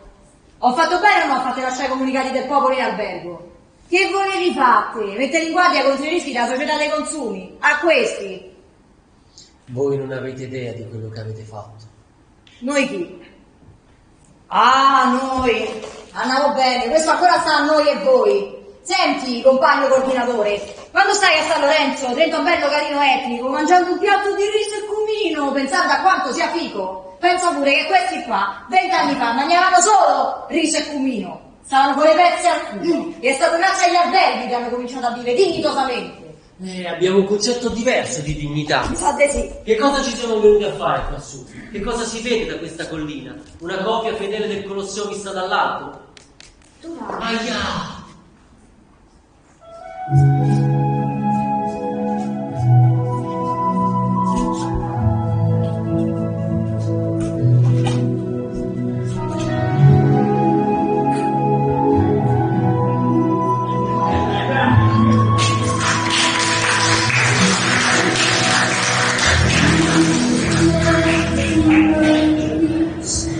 Per essere un santuomo, pure il tuo amico ne dice di cazzate, nella piovra dentro al Trasimeno, non ti sembrava un po' esagerato? È legittima difesa. L'animatore gioca pure in casa. Senti, piuttosto tu che sei specialista di descrizioni, ma come cavolo si mette il sorvocaglio? Ma ti pare che pure in mezzo al mare devo avere lo stress del travestimento? Vai, metti la maschera. Forza, bravo. E poi? E poi il boccaglio Dove? lo fini sotto la cinta. Qua, così. Bravo, hai visto? E che ce l'ho? E che ci vuole? Ma tu lo sai qual è per me il momento più difficile del volo? L'atterraggio no, perché non hai mai fatto uno in vita tua, li fai sempre fare computer. Sarà il decollo. Ah, che decollo! Per me è quando devo spiegare al microfono le misure di sicurezza in caso di emergenza. Oh, ci fosse mai una volta che me le ricordi tutte in fila. Non mi ricordo mai se viene prima il giubbotto o prima la mascherina. E di spegnere le apparecchiature elettroniche, quelle che interferiscono, le salto sempre, anche per te. Ancora non ho capito che problema è lasciarle accese. In cabina è pieno di apparecchiature elettroniche accese e non è mai successo niente. Ti faccio ridere, È anche la prima volta che ti vedo ridere così ti gusta. No, è che sei proprio un personaggio, Ramiro Ramirez, comandante del volo Z346, amato dai gentili viaggiatori, idolatrato dalle hostess di mezzo mondo e non riesce a dire 3 parole in fila, seriamente al microfono e come Rassico Manna. Sono dislessico. In che senso? Non l'ho mai detto a nessuno, tu sei la prima. Da bambino ho avuto un dramma, la scuola. Mi costringeva a recitare davanti a tutti poesie che non ricordavo e se facevo scena muta, mi schiaffeggiava. Sì, insomma, da allora, quando ho un microfono davanti vado nel panico, ho il vuoto, mi si incrociano le parole e pur di non fare brutta figura dico qualsiasi cosa. Guarda, forse è un blocco superabile, hai solo bisogno di un aiuto. È semplice, è una questione di collegamenti mnemonici. Allora, guarda. La cintura, infilare, serrare, okay. Il giubbotto, gonfiare, stringere, poi stringere, poi, Ma che era? Il gabbio! no, la mascherina,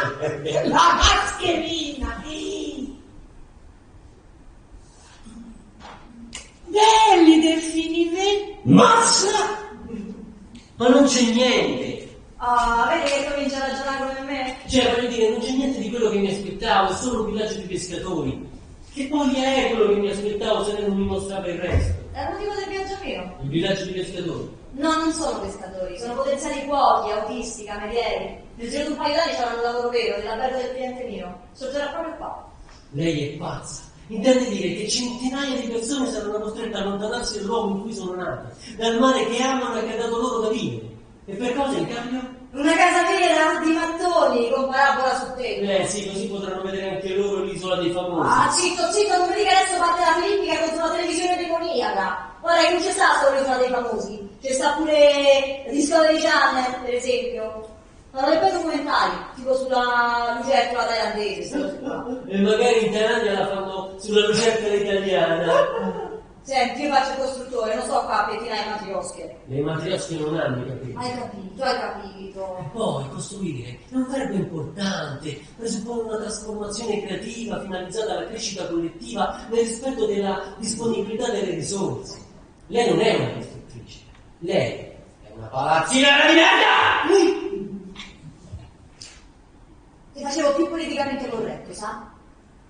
Manco per me il decollo è il momento più difficile della traversata, sai? È il più inutile. Frustrante pure per chi come me ha sempre detestato mascherarsi, pure la ragazzina, pure a carnevale. Frustrante, idiota e inutile. Però più inutile. Primo, perché la gente non ti guarda. Ma ci stanno quelli che fanno di tutto pur di non guardarti. Secondo, voglio proprio vedere sta maraggio in cui la gente ha la freddezza di mettersi in faccia la mascherina dell'ossigeno piuttosto che il sacchetto del vomito. Questo allarme di pressurizzazione a 10.000 metri che faccia pensare ai viaggiatori di inviarsi coscienziosamente il salvagente piuttosto che a urlare di panico dando una bocciata al sedile anteriore. Questo buco nella fusoliera che trasforma tutti in filantropi, tanto da aiutare il vicino anziano a mettersi la mascherina piuttosto che a colpirlo con la gomitata per afferrare la mascherina che scende esattamente sulla verticale del bracciale in comune gridando mia! Ma de che?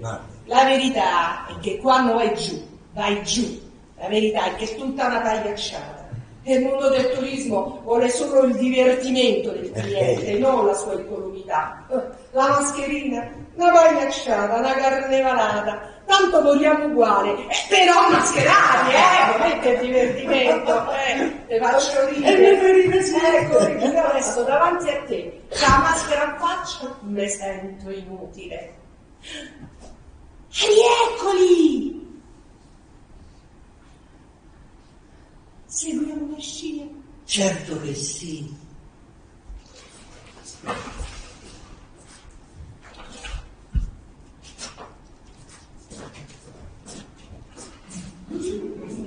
Non capisce che questa gente subisce uno snaturamento, uno schiaffo alle loro tradizioni. Che differenza c'è tra lei e le multinazionali che fanno nel terzo mondo? E sono affamata pure io. E che sta gente a me non me ne frega un cazzo. E comunque si chiama globalizzazione questa. E non dipende da te né tantomeno da me. Solo che nel tempo che tu hai combattuto lo strapotere delle multinazionali a colpi di volantinaggio, questi qua, grazie a me, stanno fuori dalla merda in cui sono nati.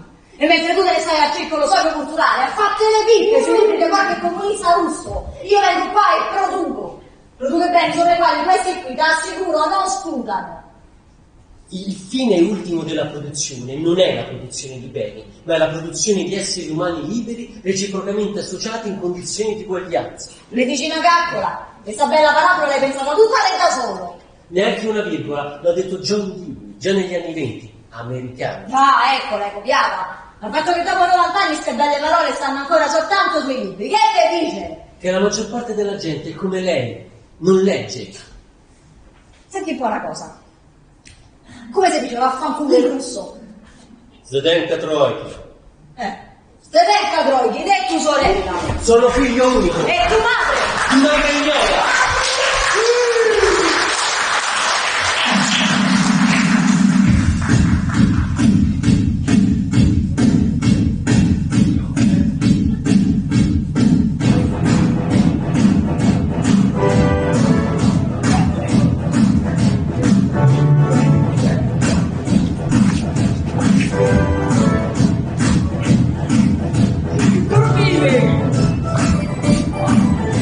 Salutare!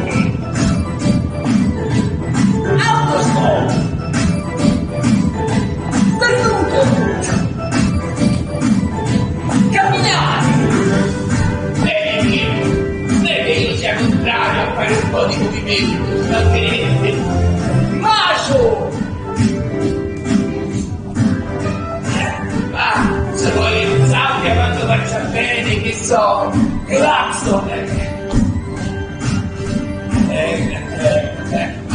anche andando oltre, magari, per dirti, sì, i capelli, così una volta.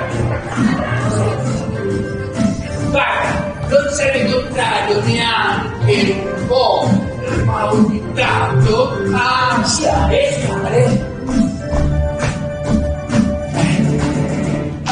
Il mio problema è avanza.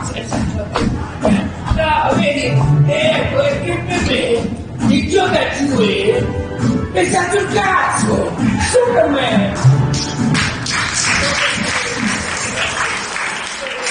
Quante volte, amiche da casa, nel bel mezzo del questionario del vostro rotocalco femminile preferito, vi sarete chieste a quali delle possibili categorie di innamoramento contemplate appartenga quello tra voi e il vostro marito? Al tipo A, tempo delle mele, in cui l'uomo ancora adolescente pone sulle orecchie della donna un paio di cuffie, generando una tempesta ormonale che dura per 20 anni? O al tipo B, Dallas, in cui i coniugi sono legati da legami finanziari talmente saldi da non avere complessi di inferiorità nei confronti dell'amore vero? Magari al tipo C, Kramer contro Kramer, e vi state dividendo i figli col coltello. Io, su quel Titanic guidato da un Minus Abens, sospeso tra la barriera corallina e le barriere architettoniche della mia testa, sentivo che stavo per essere scritturato in un film mai proiettato ancora, il cui protagonista per anni aveva vissuto accanto alla donna della sua vita senza accorgersi di niente, senza capire niente.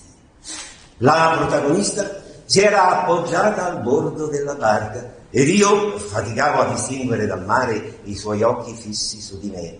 Avrei voluto dirle, come? I consigli commerciali.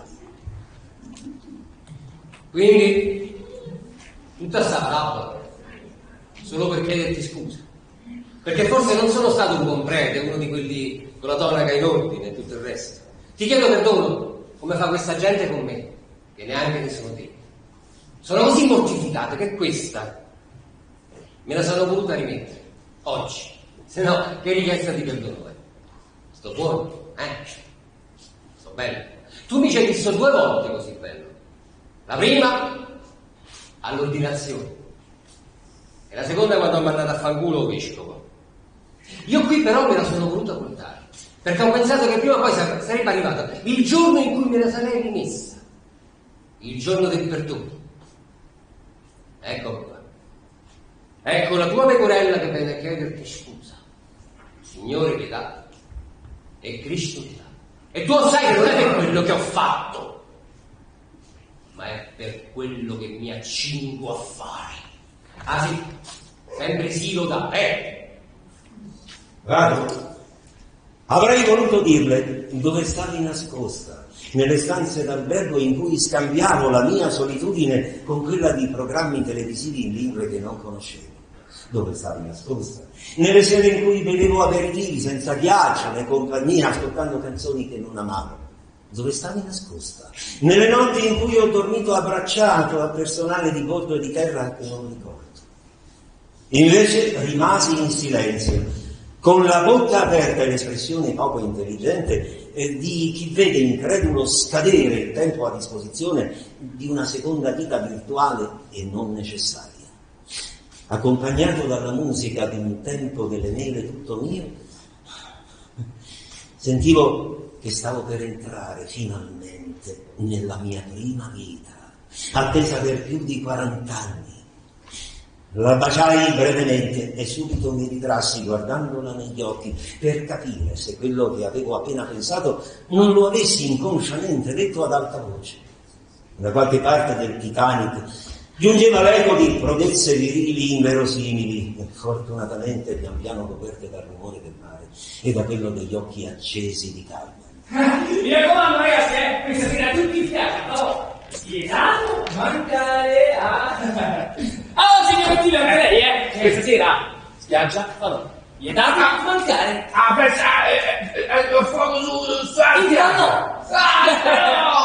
Sì, che ce vengo, certo che ce vengo, ci mancherebbe. Anzi, veniamo io e la mia ragazza. Kim, sei contenta stasera? Senti, ridi tu ridi, certo, ma tutta gioia, tutta bellezza. Ti è piaciuta la cotanina? Poi adesso pure l'uccello macchiotto, adesso gli dei compagni di figli. Oh, mi raccomando, stasera che si presentavo bene tutti quanti alla festa intorno al fuoco, torna al fuoco, Ridi che sei contenta, lo so che è contenta, poi facciamo la festa stasera, intanto so che aspetta solo quello. Allora, dai, andiamo cara, che ci dobbiamo da preparare. No, bambino, non mi puoi pulire le scarpe. No, ho detto di no. No, understand? No e no, è come in inglese. Se sai dire shoes, sai anche che vuol dire no. No? No, ho detto di no. Why? Why? Anzi no, because. Questo me lo ricordo. Why interrogativo. Because esclamativo. Insomma, quello che viene dopo. No, ho detto di no. No e poi no. Non è una questione di soldi, i soldi ce li ho pure, è una questione di diseducazione, perché se io adesso ti do i soldi, vado a legittimare la tua condizione di minore lavoratore. Chiaro? Why? Tu vuoi sapere perché? E io te lo spiego. Quella si credeva che io abbandonavo i comunicati in camera, si credeva che rinnegavo la missione. Tu mi dici why e ora io ti spiego perché tu non mi puoi pulire le scarpe. Because a occhi e croce hai 8 anni e i bambini a 8 anni vanno a scuola. Ci vanno per essere uomini liberi, piuttosto che schiavi di chi detiene il denaro. Because tuo padre è tra i più grandi produttori di tè al mondo, eppure qui c'è qualcuno che ancora non ha accesso all'acqua potabile. Because tua madre cuce vestiti e palloni per l'intero Occidente, eppure tu sei qui a pulire scarpe in braghe di tela invece di andare a giocare con i tuoi amichetti.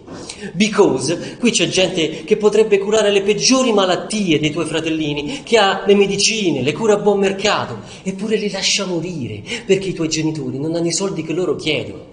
E lo sai chi è quello che ti vuole ignorante, assetato, sfiduciato, malato, vestito di stracci?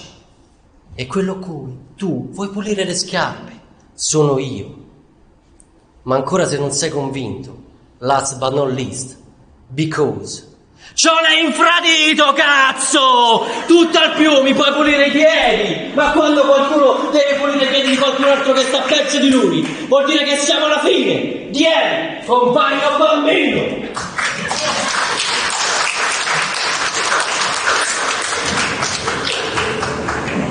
Il comandante Ramiro Ceppotti Ramirez del volo AZ346, bandiera di bandiera, idolo dell'esercito di Pablo e Wagner e Olanda, mi ha baciato.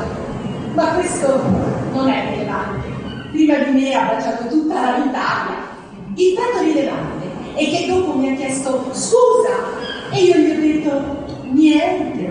E poi è rimasto a guardarmi senza parlare. Stasera ci sarà un toro sulla spiaggia e quando scendendo dalla barca mi ha chiesto verrai. A me sembrava di essere Sophie Marceau in quel film terribile che a 15 anni mi aveva fatto tanto piangere. Mi sembra di avere adesso 15 anni. Mi sembra che qualcuno, avvicinandosi alle mie spalle, mi abbia messo sulle orecchie la cuffia per la musica. E io non sento più niente.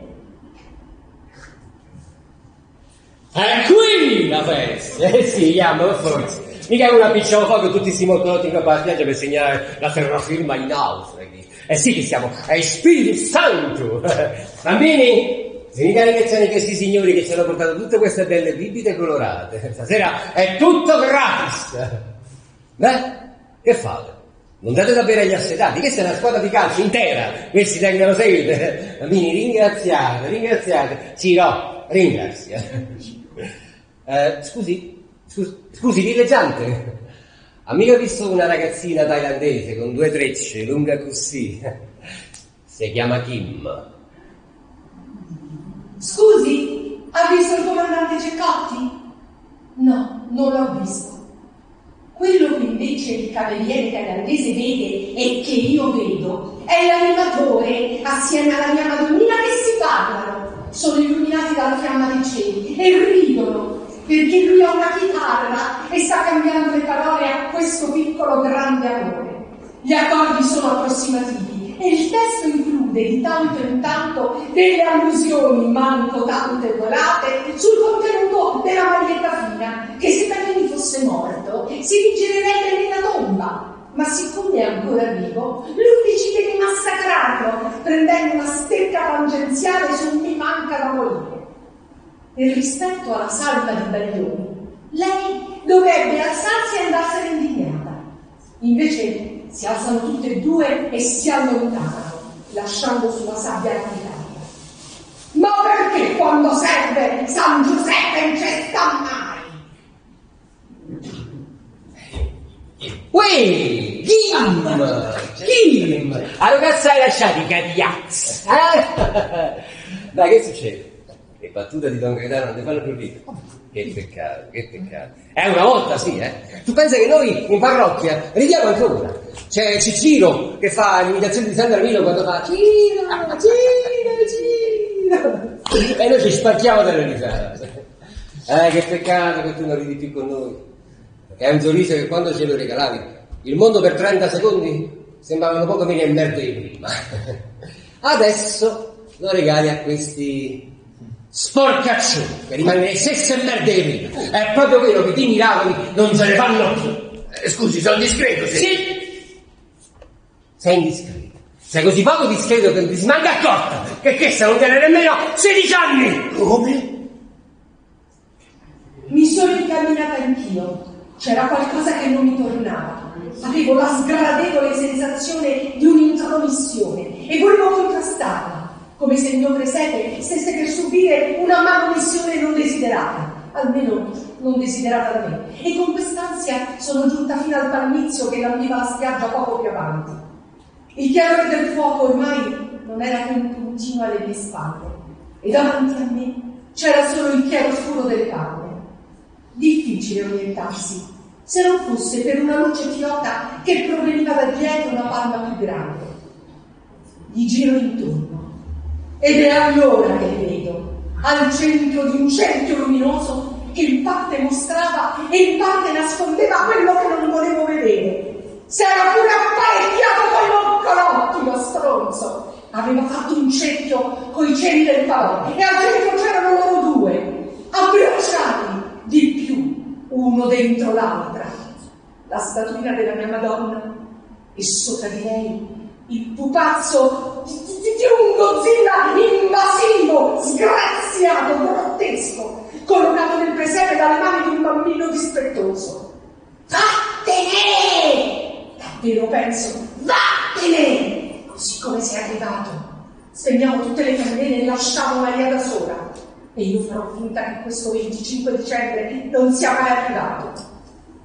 Pensavo così, facendo attenzione stavolta che i miei pensieri non diventassero di dominio pubblico, quando all'improvviso un rumore di ramisetti alle mie spalle mi rigetta nello schifo di palmizio che era. Mi volto. Era San Giuseppe, attirato forse come me dalla stella cometa addobbata da quel coglione di Godzilla. E così io ritorno il pastore invisibile di prima, ma l'agnello che porto sulle spalle diventa un montone di 100 chili e io mi sento cedere le gambe. Godzilla si gira, lo vede e tra l'imbarazzato e il terrorizzato farfuglia qualcosa circa i danni inattesi che a volte provoca la caipirinha e poi dice scusa, dice non pensavo. E alla fine si allontana di corsa, mostrandoci la differenza che passa tra una statuina del presepe e un pupazzo di neve. Chi fa del male a uno solo di questi piccoli fratelli? È meglio per lui che si leghi una bella macina d'acero al collo e venga gettato nel fuoco della terra. Oh, ma sai, ma sapere chi cazzo sei? Sempre Ede, sei un matto, ma chi te conosci? Signore, perdona loro perché non sanno quello che stanno facendo. Sì, perché te invece stai bene, sai. Devi andare via, te ne devi andare. Me ne va. I signori vogliono divertirsi, anche a costo di non vedere l'ultima cena che si sta consumando davanti ai loro occhi. Il benessere di loro signori ha bisogno di piccoli sacrifici. Ecco qua. Ecco l'agnello di Dio che toglie i peccati del mondo. Un agnello di solo 15 anni. Che c'è? Non sapeva che teneva solo 15 anni. Non sapeva che è reata anche qui la corruzione di minorenni. Non sapeva che non è bello fare al prossimo tuo quello che non vorresti fosse fatto ai tuoi. E noi qui che cosa siamo? Non siamo abbastanza prossimi? No, non siamo prossimi. Siamo lontani. Lontani dagli occhi e lontani dal cuore. Adesso sai che facciamo, Kim? Adesso ce ne torniamo in parrocchia. Lontana dagli occhi e lontana dal cuore di questi nostri fratelli. Non prima però di aver preso parte a questo rituale pagano. Non prima di aver preso parte a questo fuoco sacro. Non prima di aver acceso un bel cielo a San Gennaro.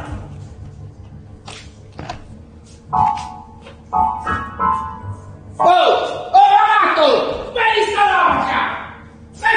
Questa lotta fuoco a tutto! È pirofilo! L'anima sarà! Chiamate il direttore! Chiamate il dottore! Chiamate il traduttore! Maria adesso trema, ma non dice niente. E lui si avvicina. E io penso che adesso la stalla funziona meglio, con tutte le statuine ognuna al proprio posto. E la cosa mi rasserena. Invece lui la colpisce, una volta, 2, 3. L'agnello che porto sulle spalle diventa un macigno, così che non posso né muovermi né parlare. E lui continua, ma non dice niente, e neanche lei dice niente, piange e basta. Io invece vorrei parlare, ma in mente ho le parole di quella canzone che sentivo da bambina. E ogni pugno che arrivava dritto sulla testa, la mia paura non bastava a farmi dire basta. Ma non ricordo il ritornello. E lui continua. Allora apro la bocca, ma non esce niente. E penso, dillo te, Madonna mia, basta, pietà, qualcosa che lo faccia smettere. Perché io non posso. Io non voglio. In fin dei conti, perché l'hai fatto? Perché hai rovinato il mio presente bellissimo? E allora, ridotto le parole del ritornello, faceva, forse non lo sai, ma pure questo è amore. Infatti non lo so. Capisco che non so niente dell'amore, se non quello che vede un pastore ingenuo dentro le capanne degli altri. Capisco che almeno una volta nella vita avrei dovuto essere Madonna anch'io. Lui se ne va, lasciandola a terra che piange. E io mi inginocchio sotto un peso che ormai è insostenibile. E resto lì, in adorazione di quella solitudine così simile alla mia.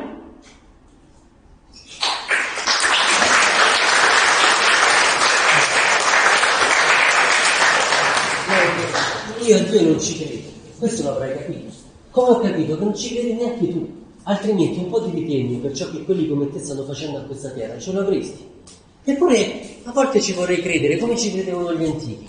Vorrei credere a un Dio umano che una mattina si sveglia e si incazza così tanto con noi che ci fa un rutto addosso che ci spazza via da questa terra. Tranquillo, per giorno che succederà, quelli come me e te staranno da qualche parte a riparo, ancora a discutere su chi dei due c'ha ragione. Dici? Dico sì.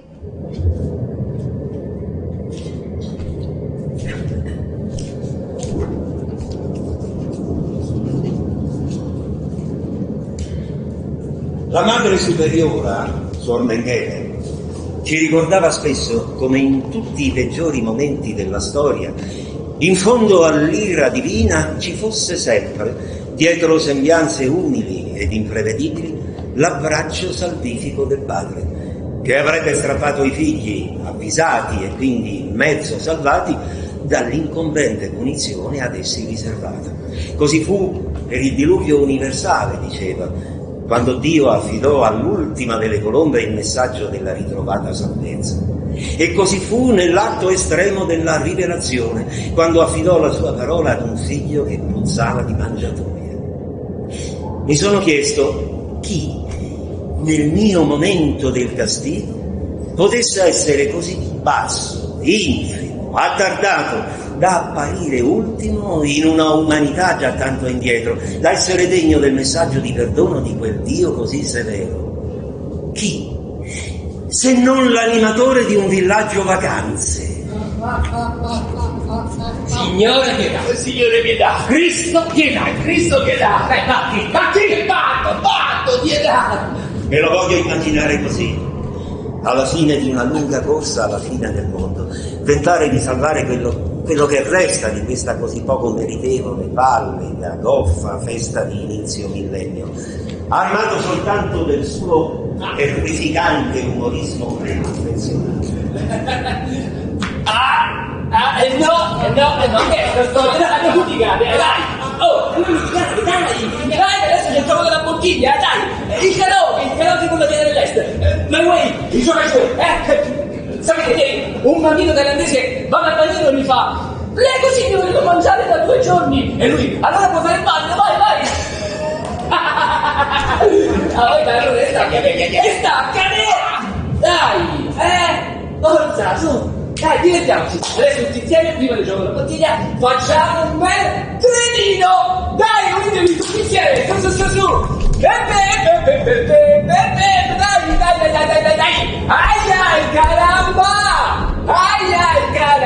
Dai, forza!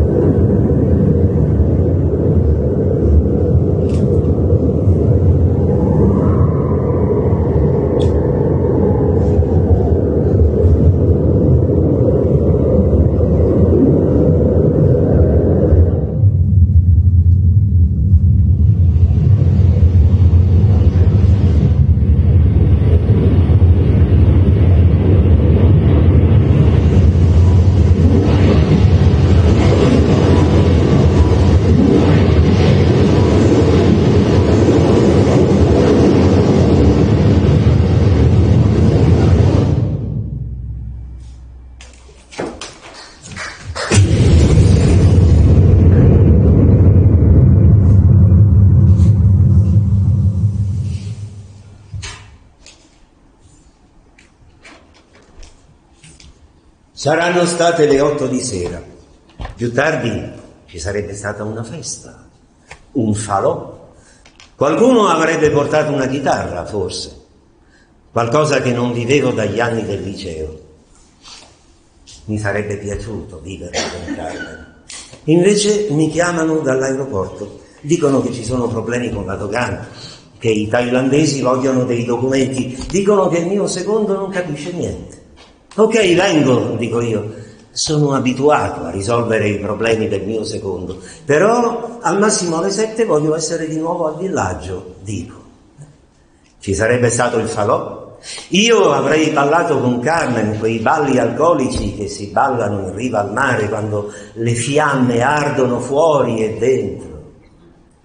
Lei avrebbe avuto i capelli sciolti e le gambe nude, in quell'unica volta che la compagnia non avrebbe obiettato nulla. Invece entra negli uffici uno strillando come un pazzo, urla cose senza senso, dice che giù sulla costa è successa un'ira di Dio. Tsunami, grida, tsunami.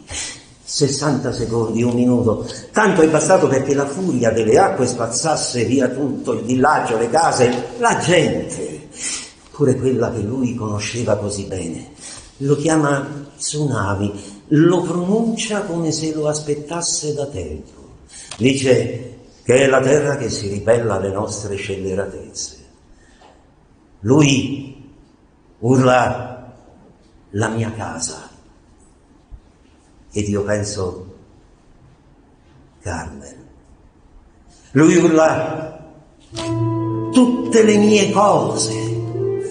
Ed io penso, Carmen? Lui urla i miei bambini. E allora urlo anche io più forte, Carmen!